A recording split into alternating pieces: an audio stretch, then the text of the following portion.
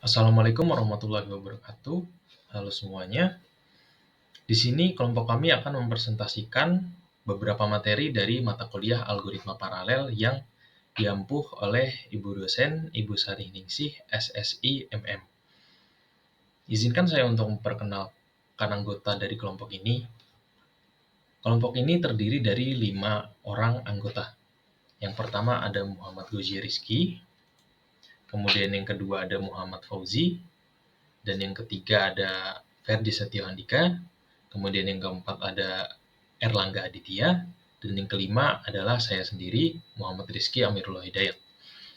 Di sini kami akan mempresentasikan setidaknya 4 materi dari mata kuliah algoritma paralel. Materi yang pertama adalah algoritma pencarian atau algoritma searching. Kemudian yang kedua adalah penyelesaian sistem linear. Untuk penyelesaian sistem linear ini, kami akan mempresentasikan mengenai substitusi mundur. Kemudian yang ketiga itu ada transposisi matriks, dan yang keempat adalah perkalian matriks. Saya akan mempresentasikan bagian untuk algoritma searching. Algoritma searching adalah sebuah metode untuk menemukan elemen tertentu dalam sebuah pengumpulan data. Lalu ada berbagai jenis algoritma searching, namun spesifikasinya di sini ada dua, yaitu pencarian linear dan pencarian biner. Skip. Di sini ada perbedaan-perbedaan algoritma searching dari eksekusi. Maksud saya algoritma sekuensial dan paralel, dimana dimulai dari eksekusi satu instruksi pada satu waktu untuk algoritma sekuensial, lalu secara bersamaan dan atau simultan untuk algoritma paralel. Dan contohnya adalah algoritma sekuensial lebih memiliki prosesor untuk setiap elemennya itu satu persatu, dimana kalau untuk algoritma paralel memiliki deretan data dibagi menjadi n, dimana n ini mempunyai prosesor secara serentak melakukan pencarian. Dimana untuk tujuannya itu, kalau untuk algoritma sekuensial pensederhanaan implementasi pada suatu prosesor, sedangkan algoritma paralel mempercepat waktu penyelesaian speed up dengan memanfaatkan banyak prosesor. Skip. Di sini ada pencarian linear. Cara kerjanya adalah memeriksa setiap elemen berurutan dari awal hingga akhir, di mana contoh kasusnya di sini adalah target pencarian 50 dan indeks pencarian 50 di sini ditemukan di angka 4 di indeks 4, di mana nilai 50-nya ditemukan pada indeks keempat di hasil akhir di sini. Skip.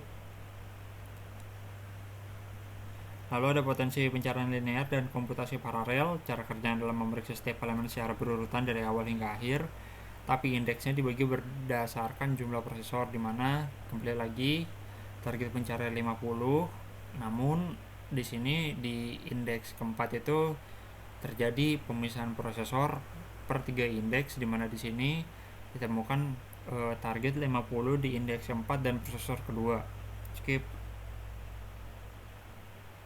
Pencarian linear memiliki kompleksitas waktu O dalam kurung N sama dengan linear. Alasannya dalam skenario terburuk data di posisi terakhir atau tidak ada. Lalu juga secara potensi, komputasi paralel itu dengan 4 prosesor dan 1000 data kita bagi menjadi 4 bagian, dimana setiap prosesor melakukan linear search secara serentak. Pada bagiannya ini bisa 4 kali lebih cepat. Lalu ditambah lagi secara perbandingan, non paralel itu satu prosesor memeriksa hingga n elemen, sedangkan paralel itu setiap prosesor hanya memeriksa n atau p elemen, dimana ini sangat efektif untuk pencarian dataset yang lebih besar. Ada pencarian biner. Di sini pencarian biner, data diubah menjadi 2, dimana dibandingkan dengan nilai tengah, dibuang setengah bagian yang tidak relevan lalu diulangi. Di sini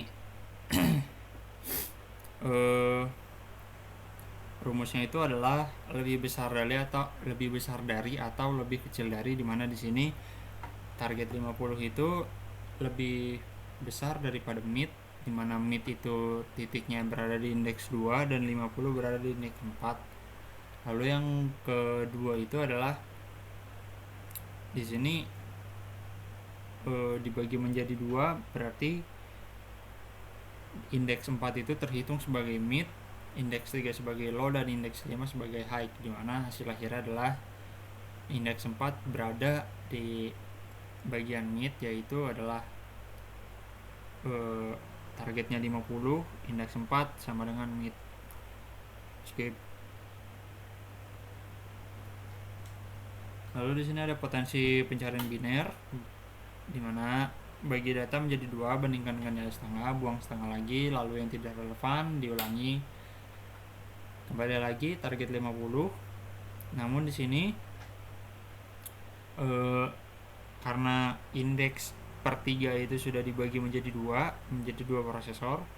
Jadi di sini hasil akhirnya adalah indeks keempat di prosesor kedua terhitung sebagai mid. Jadi target 50 sama dengan indeks mid indeks 4 pada prosesor kedua. Nah, jadi pada algoritma pencarian untuk pencarian biner ini memiliki kompleksitas waktu O log n atau logaritmik. Dan alasannya adalah karena algoritma ini membuang setengah sisa data di setiap langkah. Jadi walaupun jumlah data 2 kali lipat, waktu pencarian hanya bertambah 1 langkah. Dan potensi pada komputasi paralel untuk algoritma ini adalah ya lebih rumit karena ini memang diciptakan untuk sekuensial gitu kan. Mengoptimalkan pencarian di proses sekuensial. Namun bisa untuk menjalankan beberapa binary search secara bersamaan pada data yang sudah dipartisi di banyak mesin. Nah, untuk perbandingan dari paralel dan non-paralel dari pencarian biner ini adalah non-paralel itu sudah sangat cepat karena dia selalu dibagi sampai akhirnya ketemu kan.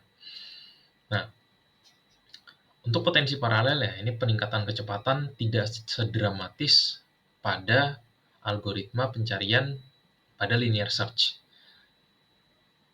Tapi ini akan berguna dalam sistem database yang terdistribusi untuk menangani banyak query secara bersamaan.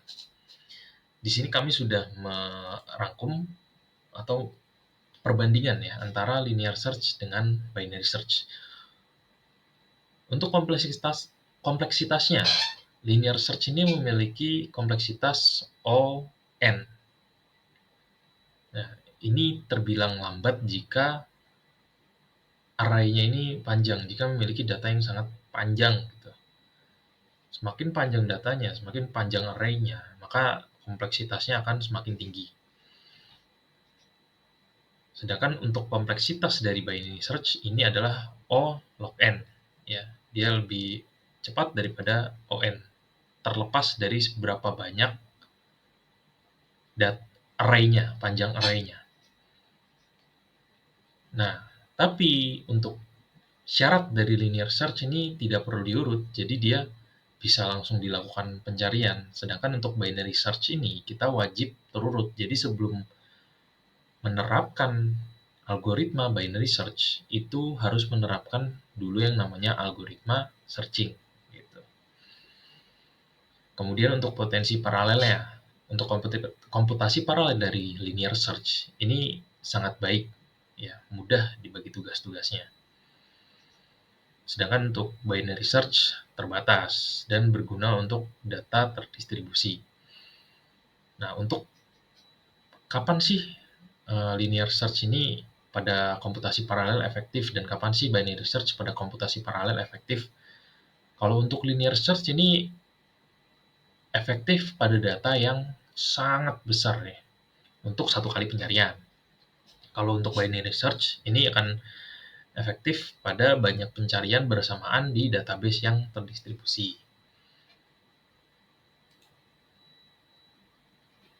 Nah, kemudian kita lanjut ke penyelesaian sistem linear. Penyelesaian sistem linear atau sistem penyelesaian linear (SPL) adalah proses menemukan nilai-nilai variabel yang tidak diketahui yang memenuhi semua persamaan dalam sistem tersebut secara serentak. Dalam bentuk matriks, sebuah SPL umumnya direpresentasikan sebagai AX sama dengan B, di mana A adalah matriks koefisien ya, angka-angka di depan variabel, dan X adalah vektor kolom dari variabel yang tidak diketahui, misalnya X, Y, atau Z. B adalah vektor kolom dari konstanta atau angka di sisi kanan bagian persamaan. Nah, misalnya contoh soal sistem persamaan 2x plus 3y sama dengan 7, x min y sama dengan 1. Maka bentuk matriksnya adalah 2, 3, 1, min 1 dikali xy sama dengan 7, min 1. Ya, kalau matriks yang 2, 3, 1, min 1 ini dikali xy, maka bentuknya akan menjadi persamaan yang di atasnya itu, 2x plus 3y sama dengan 7, dan x min y sama dengan 1. Kemudian metode penyelesaian sistem linear ya. Secara umum ini dibagi menjadi dua, yaitu ada metode langsung dan metode tidak langsung atau iteratif method. Di mana metode langsung ini menemukan solusi yang pasti dari sistem persamaan dalam jumlah angka yang sudah ditentukan. Metode ini cocok untuk sistem yang ukurannya tidak terlalu besar. Karena tujuannya untuk mendapatkan hasil akhir yang akurat. Dia terfokus pada akurat, terlepas dari seberapa lama itu. Nah, contoh dari metode langsung ini adalah eliminasi Gauss, kemudian ada eliminasi Gauss-Jordan, dan dekomposisi LU. Nah, kemudian yang kedua ada metode interaktif atau tidak langsung. Metode ini dimulai dengan sebuah tebakan awal, lalu memperbaiki solusi tersebut secara berulang-ulang hingga hasil akhirnya cukup akurat. Ya, cukup akurat. Metode ini efisien untuk sistem persamaan yang sangat besar, terutama yang matriksnya jarang. Tujuan dari metode ini untuk mendapatkan solusi pendekatan yang cukup baik dengan cepat. Ya. Jadi ini mengedepankan kecepatan. Contoh dari metode iteratif ini adalah metode Jacobi dan metode Gauss-Seidel. Sebelum kita lanjutkan materinya, di sini adalah gambaran bentuk-bentuk dari matriks yang akan membantu untuk mempelajari materi-materi yang berikutnya. Ada matriks persegi, ada matriks diagonal. Kalau matriks diagonal ini nilainya cuma yang ada di diagonal itu aja. Kemudian ada matriks vektor, kemudian ada matriks segitiga atas, matriks segitiga bawah. Kalau matriks segitiga atas berarti yang memiliki nilai itu bagian atas, sedangkan kalau untuk matriks segitiga bawah yang memiliki nilai itu bagian bawah. Kemudian ada macam-macam ya. Ini akan membantu untuk mempelajari materi selanjutnya. Nah, kemudian penyelesaian sistem linear untuk metode langsung. Untuk metode langsung kan tadi ada 3 ya, eliminasi Gauss-Jordan, eliminasi Gauss, eliminasi Gauss-Jordan, dan ada eliminasi dekomposisi LU. Untuk eliminasi Gauss ini tujuannya mengubah matriks A menjadi matriks segitiga atas melalui serangkaian operasi baris elementer. Operasi baris elementer ini menukar baris hingga bentuknya menjadi segitiga atas. Kemudian ketika solusinya dapat ditemukan dengan mudah, ketika kita sudah melakukan operasi OB ya, menemukan segitiga atas, menjadikan matriks segitiga atas, kemudian solusinya dapat ditemukan dengan mudah menggunakan substitusi mundur. Kemudian ada eliminasi Gauss-Jordan. Metode ini sebenarnya lanjutan dari metode eliminasi Gauss, di mana proses eliminasi dilanjutkan terus-menerus hingga matriks A berubah menjadi matriks identitas dengan angka 1 di bagian diagonalnya. Keuntungannya adalah solusi ini untuk setiap variabel bisa langsung dibaca dari vektor B yang telah termodifikasi tanpa perlu substitusi mundur. Terus kemudian yang ketiga, untuk metode langsung ini ada dekomposisi LU. Metode ini memfaktorkan matriks A menjadi perkalian 2 matriks. Matriks segitiga bawah L atau yaitu lower, dan matriks segitiga atas upper. Makanya namanya adalah dekomposisi LU. Sehingga A sama dengan LU. penyelesaian AX sama dengan B diubah menjadi dua langkah yang lebih sederhana, di mana A, selesaikan LY sama dengan B untuk mencari Y, atau ini menggunakan substitusi maju, kemudian B, lanjutkan tahap berikut, selesaikan UX untuk mencari UX sama dengan Y untuk mencari X menggunakan substitusi mundur. Metode ini sangat efisien jika Anda perlu menyelesaikan beberapa SPL dengan matriks A yang sama, tetapi vektor B yang berbeda. Nah, kemudian setelah metode langsung, ada metode yang tidak langsung, atau metode iteratif. Yang pertama ada metode Jacobi. Dalam setiap iterasi, nilai baru untuk setiap variabel dihitung berdasarkan nilai-nilai dari iterasi sebelumnya. Semua perhitungan untuk satu iterasi dapat dilakukan secara paralel karena nilai baru XI tidak bergantung pada nilai baru XJ lainnya pada iterasi yang sama. Metode Gauss-Seidel mirip dengan Jacobi, tetapi lebih cepat konvergen. Perbedaannya adalah metode ini langsung menggunakan nilai variabel yang baru yang sudah dihitung pada iterasi yang sama untuk perhitungan variabel berikutnya. Hal ini mengurangi jumlah iterasi yang diperlukan untuk mencapai solusi. Suatu materi yaitu penyelesaian sistem linear substitusi mundur, yaitu penjelasan substitusi mundur, ya kan. Apa sih substitusi mundur itu? Nah, jadi substitusi mundur itu sebuah algoritma yang sangat efisien untuk menyelesaikan sistem persamaan linear, ya, linear berbentuk AX sama dengan B. Nah, jadi dengan syarat utamanya itu matriks A-nya itu harus merupakan matriks persegitiga atas. Jadi upper triangular matrix. Nah, itu sebutannya. Jadi untuk matriks segitiga atas adalah yaitu matriks di mana semua elemen di bawah diagonal itu utamanya bernilai 0. Nah, jadi kita bisa lihat di samping kanan itu kan. Nah, itu di bawahnya itu 0 ya. Sisanya itu angka ini, angka-angka ya kan. Nah, kenapa sih bisa dibilang 3 kali 3? Nah, 3 kali 3 itu maksudnya angka yang ada di dalam kolom ini ada 3. Jadi 3 ke samping, 3 ke bawah. Jadi 3 kali 3. Ya. Oke, buat kalian yang nanya angka yang di sebelah sini itu, jadi ini angka konstanta. Jadi seperti ada -1, 9, 6, ini angka konstantanya ya. Oke, untuk selanjutnya itu ada contoh soal ya.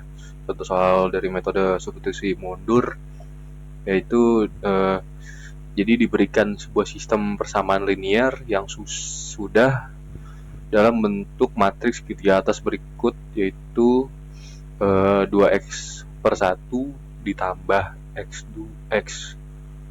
per 2 ya, dikurang 2x per 3 sama dengan 1 minus 1. Nah, selanjutnya itu ada 3x per 2 ditambah x per 3 sama dengan 9. Jadi selanjutnya itu ada 2x per 3 sama dengan 6. Jadi tentukan nilai, jadi kita disuruh cari tentukan nilai dari x1, x2, x3 menggunakan metode substitusi mundur. Nah, metodenya yang kita lanjutnya itu kita mulai dari persamaan terakhir. Nah, persamaan terakhir itu kan ada 2x per 3 sama dengan 6. Nah, itu kan. Jadi solusinya untuk penyelesaiannya itu seperti apa sih?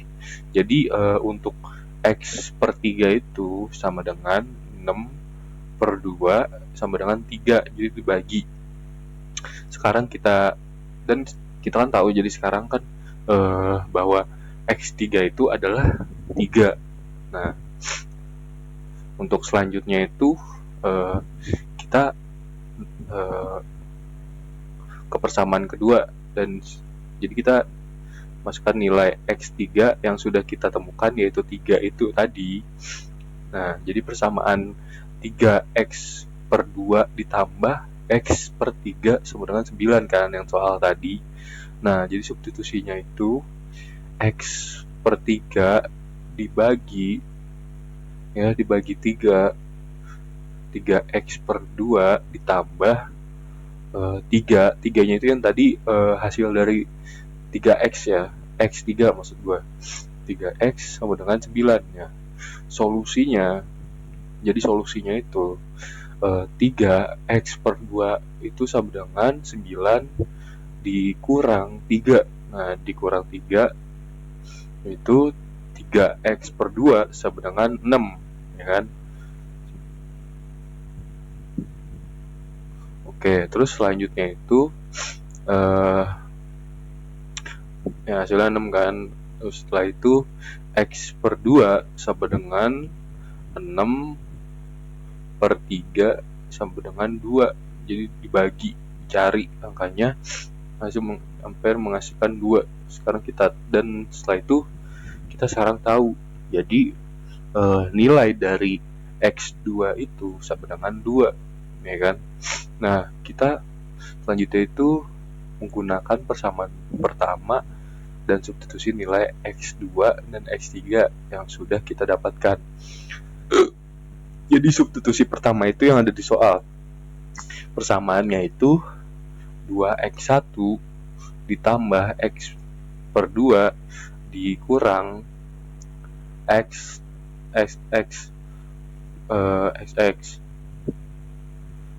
minus 3 sama dengan minus 1.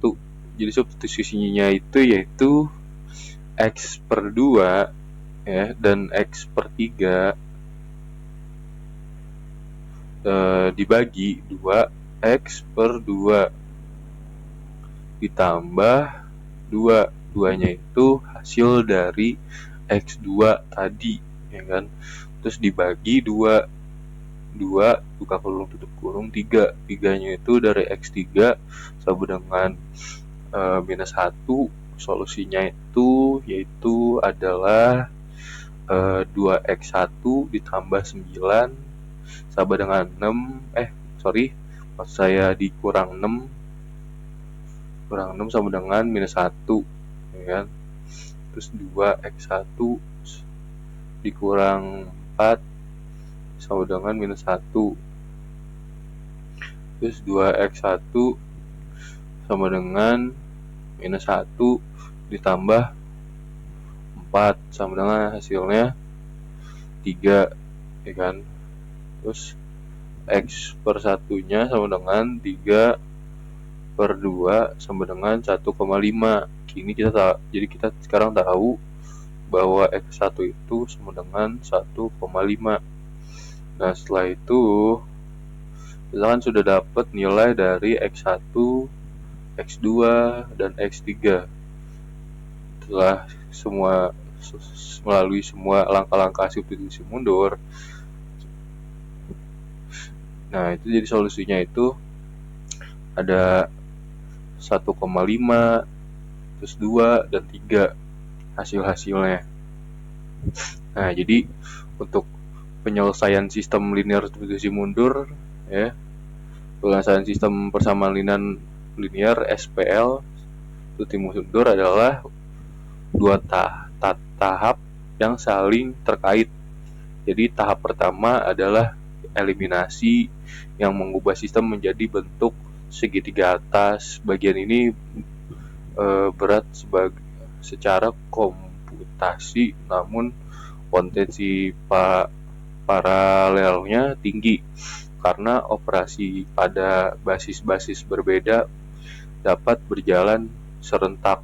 Nah, setelah itu tahap kedua adalah substitusi mundur yang secara efisien menyelesaikan sistem yang sudah disederhanakan. Jadi proses ini tuh cepat namun sangat seefisiensi karena adanya ketergantungan data nilai XI tergantung pada hasil XI plus 1, sehingga potensi paralelnya itu rendah. Jadi intinya itu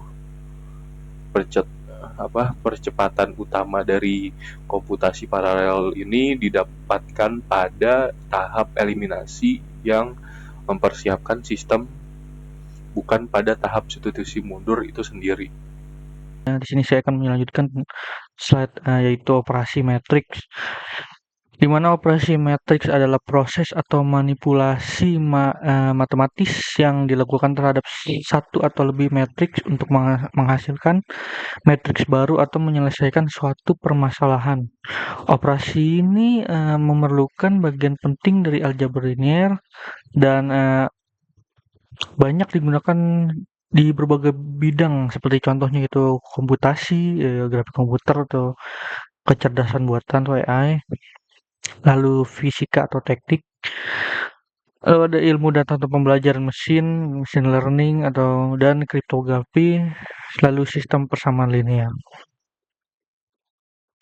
Lanjut yaitu transposisi matriks. Transposisi adalah operasi yang mengubah baris menjadi kolom dan kolom menjadi baris dalam sebuah matriks. Misalnya jika matriks A berukuran M dikali N yaitu baris ke kolom, maka hasil transposisinya yaitu A pangkat T akan berukuran N kali M dibalik. Jadi secara sistematis yaitu A misalkan A pangkat T-nya J I lalu yang diubah menjadi misalkan isinya itu dalamnya I menjadi J. Di sini ada contoh soal yaitu diketahui kolom A yang memiliki dua baris kali 3 kolom atau 2 kali 3 matriks A dengan tujuan mencari transposnya itu A pangkat T, di mana baris dari matriks A ini yaitu 1, 2, 3 akan menjadi kolom pertama di A pangkat T, jadi kolom ke bawah seperti ini, dan baris kedua yaitu 4, 5, 6, baris kedua dari matriks A ini 4, 5, 6 diubah menjadi kolom juga, yaitu menjadi 4, 5, 6 ke bawah jadi kolom. Jadi hasilnya A pangkat T sama dengan 1 kolom 1, 2, 3 dan 2 kolomnya 4, 5, 6 menjadi matriks 2 kali 2. Algoritma sekuensial transposisi matriks. Algoritma sekuensial transposisi matriks adalah metode paling sederhana dan dasar untuk mentransposisikan sebuah matriks, yaitu menukar posisi elemen baris dan kolom secara berurutan menggunakan satu prosesor non-paralel. Cocok digunakan saat ukuran matriks tidak terlalu besar, lingkungan eksekusi hanya satu CPU, tidak memerlukan efisiensi waktu yang tinggi. Cara kerjanya, misalnya kita memiliki matriks A berukuran N kali N, maka kita hanya perlu menukar elemen AIJ dengan AJI, tapi hanya untuk I lebih dari J atau J kurang dari I, agar tidak terjadi penukaran ganda. Contoh soalnya diberikan matriks A berukuran 3 kali 3. A sama dengan 1, 2, 3, 4, 5, 6, 7, 8, 9. Soalnya gunakan algoritma sekuensial untuk mentransposisi matriks tersebut. Tukar elemen di bawah diagonal dengan yang di atas diagonal. Tampilkan hasil akhir setelah ditransposisi.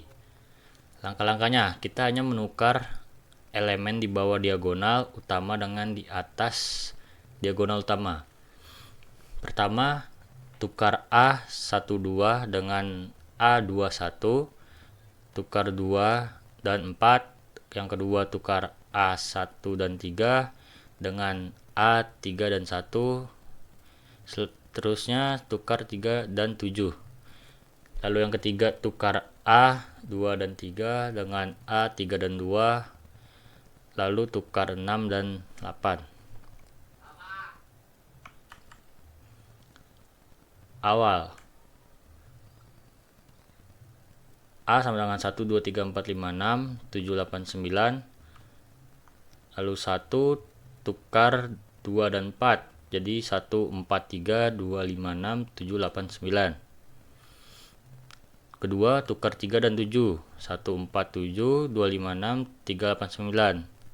Lalu yang ketiga, tukar 6 dan 8 menjadi 1, 4, 7, 2, 5, 8, 3, 6, 9.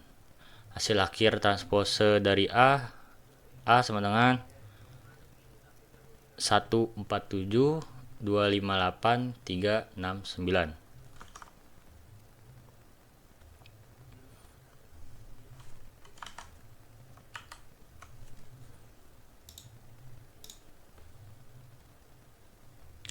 Algoritma paralel.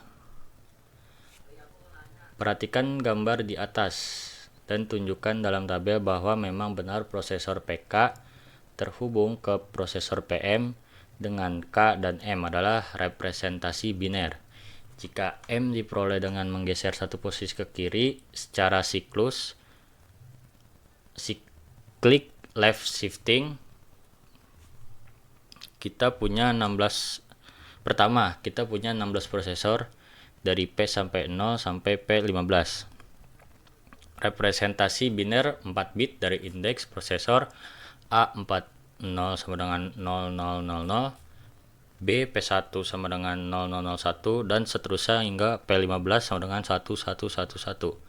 Operasi yang digunakan adalah cyclic left shift. A. Contoh 0001 geser ke kiri menjadi 0010. B. 0010 sama dengan 2, maka artinya P1 menjadi P2. Lakukan cyclic left shift untuk semua nilai K dari 0 sampai 15. Dan di sini ada contoh tabelnya yang dari P0 sampai P15. Lanjut yaitu perkalian matriks. Perkalian matriks adalah operasi biner yang menghasilkan sebuah matriks baru dari dua matriks. Intinya dari perkalian matriks adalah operasi dot produk atau produk skalar. Untuk mendapatkan sebuah elemen pada matriks hasil, kita mengalihkan setiap elemen dari satu baris matriks pertama dengan elemen dari satu kolom matriks kedua, lalu menjumlahkan semua hasil perkalian tersebut. Syarat perkalian matriks yaitu sebuah perkalian matriks A kali B hanya bisa dilakukan jika memenuhi satu syarat mutlak, yaitu jumlah kolom pada baris pertama harus sama persis dengan jumlah baris pada matriks kedua. Contoh matriks A berukuran 3 kali 4 bisa dikalikan matriks B 4 kali 3 karena matriks A memiliki kolom berjumlah 4 dan matriks B memiliki baris jumlah 4. Seperti ini. Ini sebenarnya bisa menjadi perkalian matriks, yaitu memenuhi syarat jumlah kolom pada matriks pertama A itu sama persis dengan jumlah baris pada matriks kedua B. Syarat jumlah kolom matriks A, jumlah baris matriks B. Jika matriks A berukuran M kali N, M baris, N kolom, dan matriks B berukuran N kali K, N baris, K kolom, maka perkalian A dikali B bisa dilakukan karena jumlah A, N sama dengan jumlah baris B, N-nya sama. Maka hasilnya tercipta matriks C akan berukuran M kali K. Misalkan diberikan dua matriks A dan B sebagai berikut, di mana di sini ada matriks A yaitu 3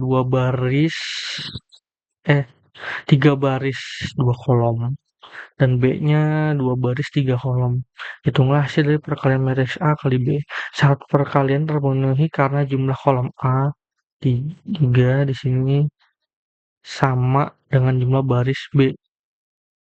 Hasil perkalian matriks C akan berukuran 2 baris dan dikali 2 kolom atau 2 kali 2. Lalu kita akan mencari A kali B, yaitu di sini ada C11, C12, C21 dan C22.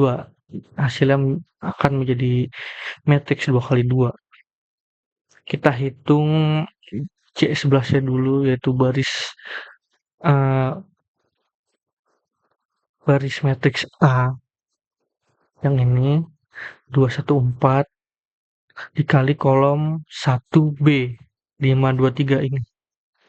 Jadi 2 dikali 5 ditambah 1 kali 2 ditambah 4 kali 3, dimana hasilnya 10 ditambah 2 lalu ditambah 12. Hasilnya menjadi 24.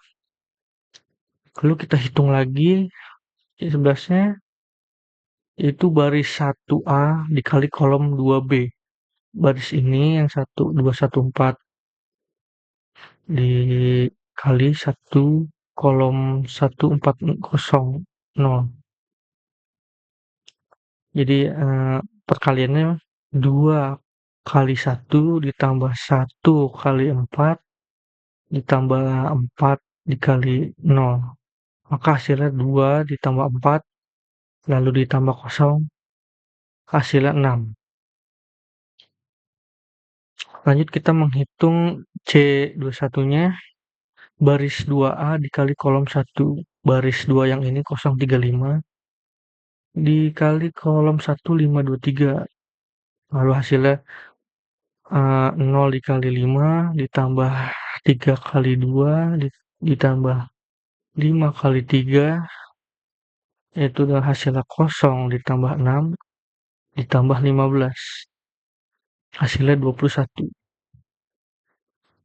Lanjut kita menghitung 21 lagi, di mana baris 2A dikali kolom 2B, baris 235 dikali kolom 2B 140. Jadi 0 dikali 1 ditambah 3 dikali 4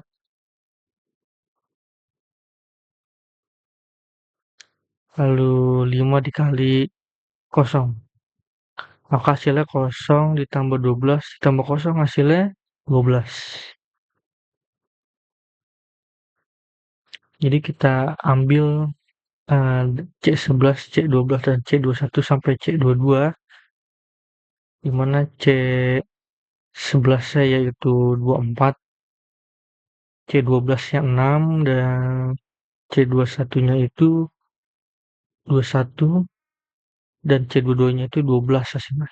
Jadi hasil dari A kali B adalah 24, 6, dan 21, dan 12, di mana matriksnya menjadi 2 baris dikali 2 kolom.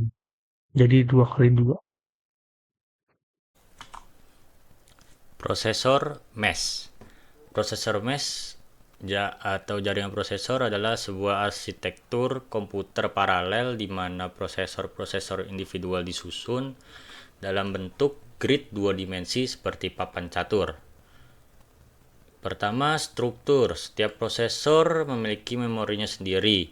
Kedua, koneksi. Setiap prosesor terhubung langsung dengan tetangga terdekatnya, atas, bawah, kiri, dan kanan. Yang ketiga, komunikasi. Data tidak dikirim ke memori pusat, melainkan diteruskan dari satu prosesor ke prosesor tetangganya melalui jalur koneksi ini. Arsitektur ini sangat baik untuk masalah yang memiliki struktur data berbasis grid seperti pemrosesan gambar atau simulasi fisika. Perkalian matriks pada prosesor mesh.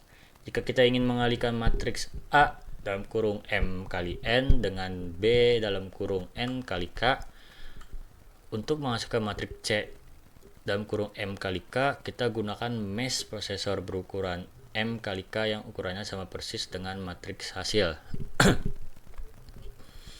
Pembagian tugas. Setiap prosesor P dalam kurung IJ dalam mesh diberi satu tugas spesifik, menghitung satu elemen hasil C dalam kurung IJ. Tantangan bagaimana prosesor PIJ mendapatkan semua data yang diperlukannya, yaitu seluruh baris ke I dari A dan seluruh kolom ke J dari B. Solusi algoritma paralel. A. Distribusi data. Data dari matriks A dan B disiarkan atau digeser secara sistematis ke dalam mesh. B. Perhitungan iteratif. Perhitungan dot product dipecah menjadi n langkah pada setiap langkah, Setiap prosesor PIJ menerima sepasang elemen, satu dari baris AI titik 2 dan satu dari kolom B titik 2J. Prosesor mengalihkan kedua elemen tersebut. Hasilnya ditambahkan ke sebuah nilai internal yang disebut akumulator.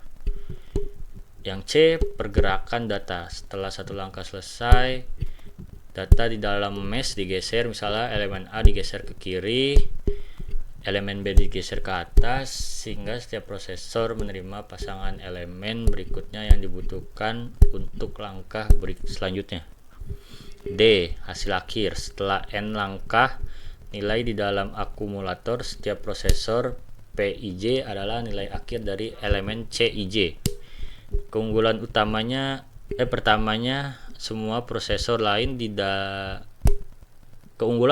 adalah semua prosesor bekerja secara serentak saat P00 melakukan perkalian langkah pertamanya. Semua prosesor lain di dalam mesh juga melakukan perkalian langkah pertama mereka pada saat yang bersamaan. Inilah yang membuat prosesor menjadi sangat cepat dibandingkan dengan metode sekuensial.